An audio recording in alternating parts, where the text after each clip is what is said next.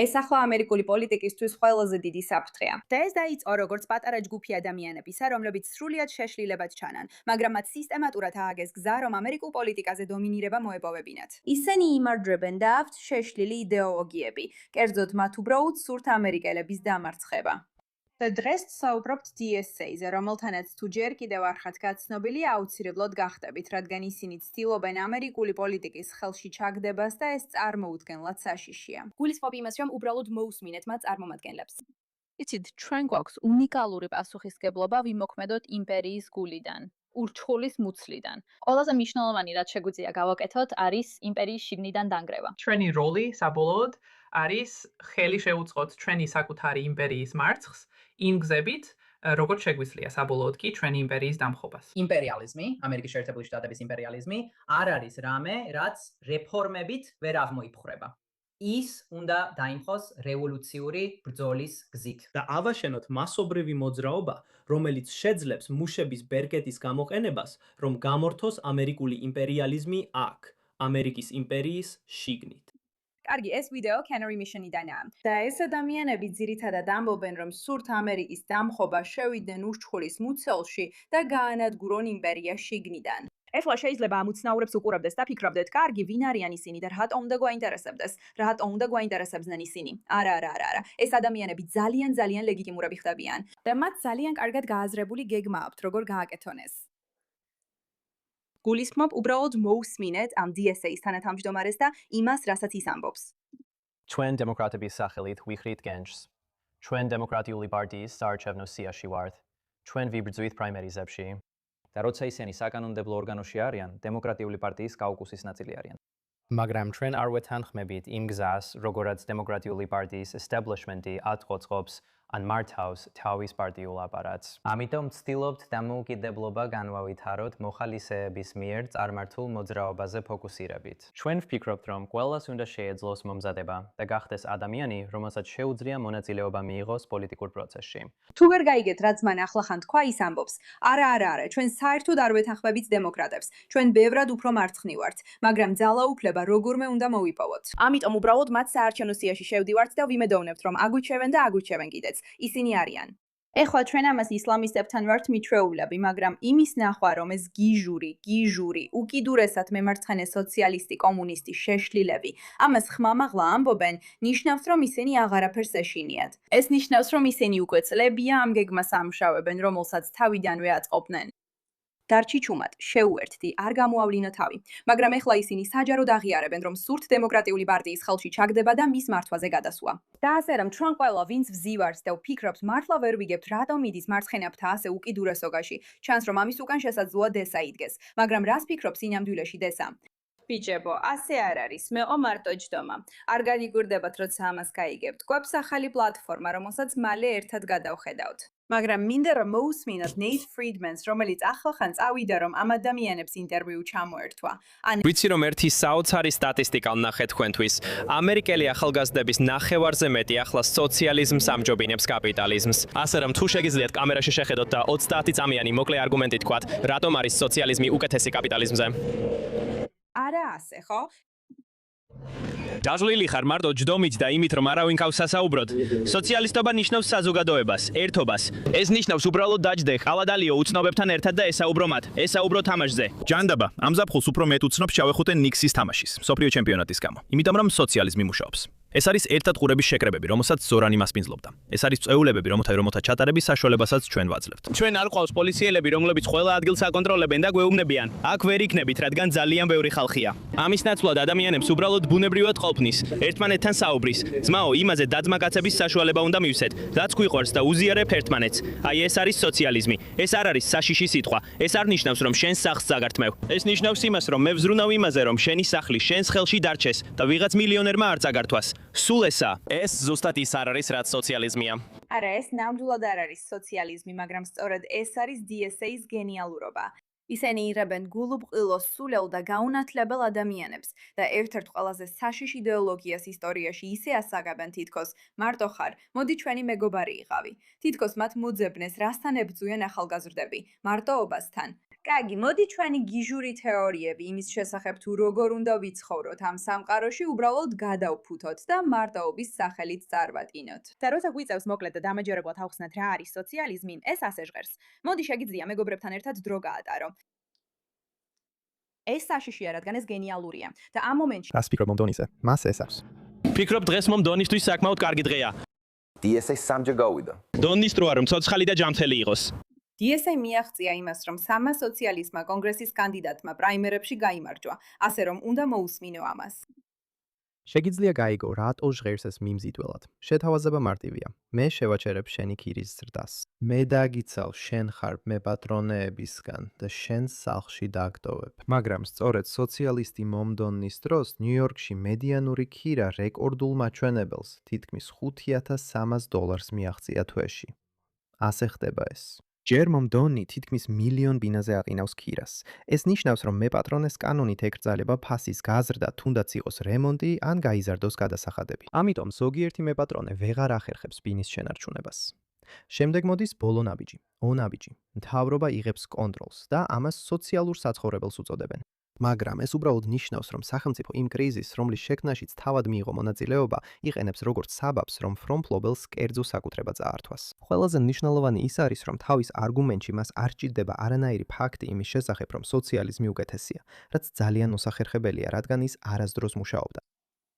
გულისხმობ ეს საშინლად მაშინებს. დაღლილი, რისგან დაღლილი? რას ფიქრობ? დედა. დონი? მგონი დღეს შემთვის საკმაოდ კარგი დღეა. გონია ახლა ეს უფრო სოციალისტური პარტია თუ დემოკრატიული პარტია? ეს დემოკრატიული პარტია. ანუ მე უფრო მარცხენა სპექტრში ვარ DSA-ში, მაგრამ ჩვენ ფუნდამენტურად დემოკრატიული სოციალისტური პარტია ვართ. ჩვენ ამის ნაწილი ვართ. ხედავ ამას. ჩვენ დემოკრატიული სოციალისტური პარტია ვართ. უბრალოდ ვცდილობთ დემოკრატიული პარტია გადავიბაროთ. ეხლა მხოლოდ მემარჯვენე ადამიანები არ არიან ძალიან უკმაყოფილონი DSA-ის ქცევით. იმის გარდა რომ ისინი საჯაროდ და აშკარად არა მხოლოდ იტყუებიან თავიანთ რწმენის შესახებ, ანადგურებენ ელემენტებს და იმარჯვებენ, მემარცხენე ადამიანები გრძნობენ, რომ მათი მოძრაობა მიითვისეს. რადგან თუ რადიკალური ექსტრემისტი მემარცხენე არ ხარ, ეს იდეოლოგია შენთვის არ მუშაობს, საერთოდ არ მუშაობს და ვან ჯოუნსი ახლა ამაზე საუბრის წინა ხაზზეა.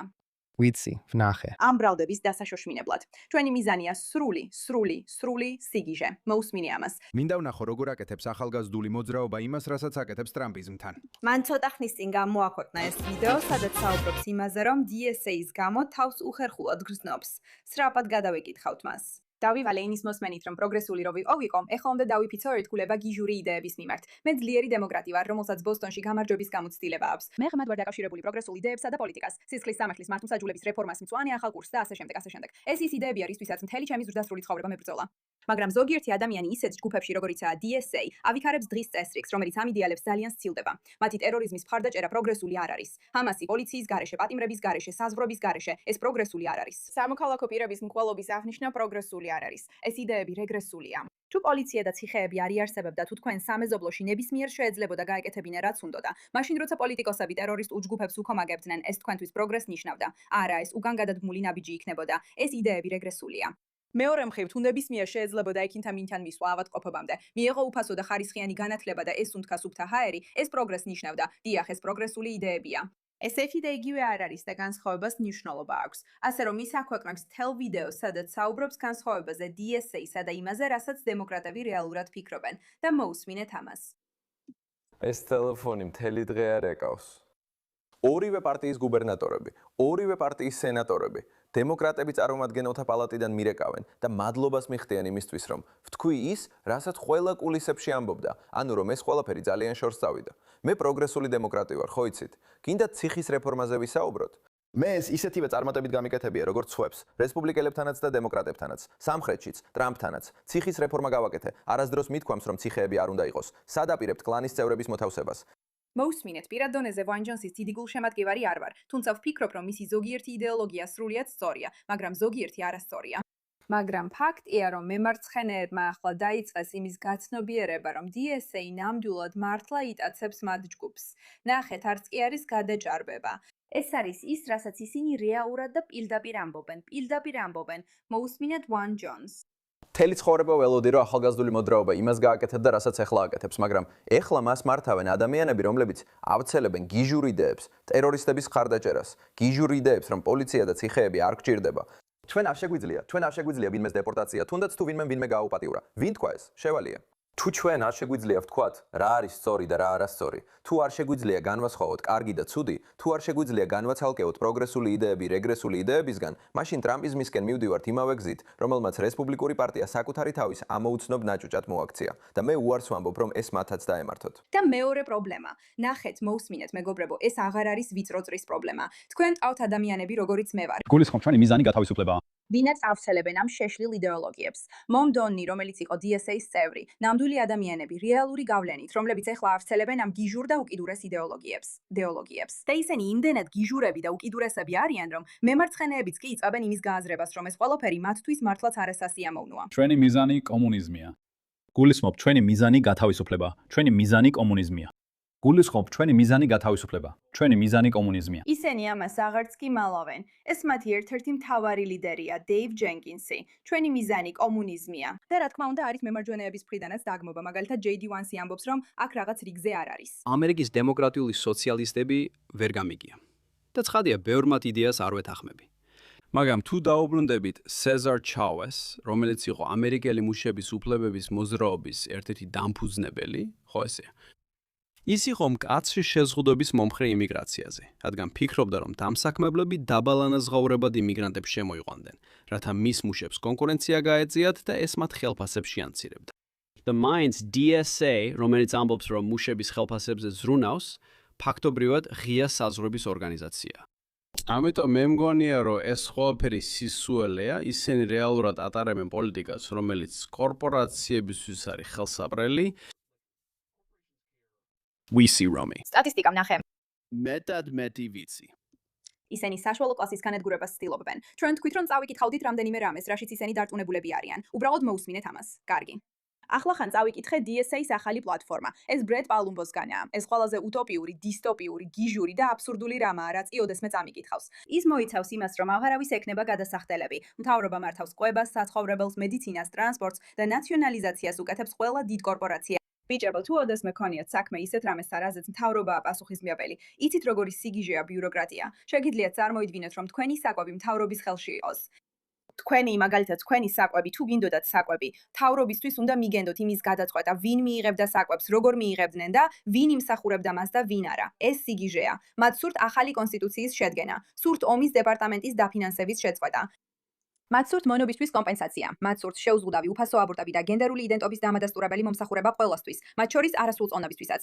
გადასახადის გადამხდელებმა დაფარონ ყველა სტუდენტური ვალი და დააფინანსონ შეუზღუდავი უფასო უმაღლესი განათლება ყველასთვის. გადადგან ნაბიჯები პოლიციისა და ციხის სისტემების სრულად გაუქმებისკენ. შეწყვიტონ დეპორტაციები, მიანიჭონ ამნისტია ყველა არალეგალურ იმიგრანტს. გააუქმონ პრეზიდენტის ინსტიტუტი, უზენაესი სასამართლო და სენატი. ამის გარდა მათი გეგმები რეალისტურია, პრაქტიკული და სულაც არ არის გულუბრყვილო, რევოლუციური ან დისტოპიური. საიდან მოდის ფული და ვინ არიან ადამიანები, რომლებიც ფულს აკონტროლებენ? თუ ამ მთავრობას აღარ აქვს კონსტიტუცია, არ აქვს პრეზიდენტის ინსტიტუტი, უზენაესი სასამართლო ან სენატი, ვინ არიან ადამიანები, რომლებიც საკვებსა და საცხოვრებელს ანაწილებენ? ბიჭებო, ეს სიგიჟეა და საშიშია, მაგრამ ისინი ლეგიტიმურობას იძენენ, რადგან თავს ისე წარმოაჩენენ, თითქოს ამბობენ, თუ მარტო ხარ შემოგვიერთდი. ეს უნდა დამშვიდეს მარცხნიდანაც და უნდა დამშვიდეს მარჯვნიდანაც. და არავის გაუკვირდება, ვინც უსმენდა წინააღმდეგობას, რომ ისლამისტები ცდილობენ, რაც შეიძლება სწრაფად შეუერთდნენ DSA-ს და დაეხმარონ მათ ზრდაში, რადგან მიხვდნენ, რომ გიჟური იდეოლოგიებით შეგიძლია შემოხვიდე, დაიფრო დემოკრატიული პარტია და შენად აქციო. აქ საფრთხე რეალურია და სერიოზული და ადამიანებმა უნდა დაიწყონ ამის სერიოზულად აღქმა. მადლობა ყურადღებისთვის ამ საკითხზე.